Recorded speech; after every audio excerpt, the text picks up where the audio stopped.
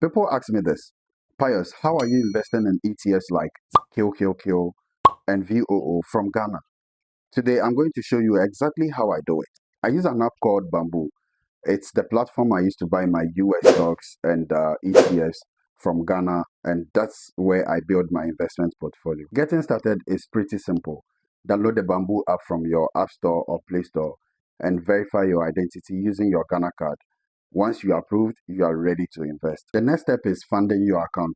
After depositing your money, you can start searching for ETFs and stocks. I personally invest mostly in ETFs. For example, I can search for VOO, choose the amount I want to invest, and place my order. That is it.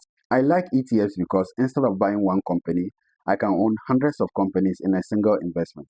It's simple and works well for long-term investing. So that's exactly how I invest in ETFs from Ghana using Bamboo. Remember, the most important thing is not finding perfect investment. It's getting started. If you're already investing, let me know the platform you are using in the comments. Thank you for watching.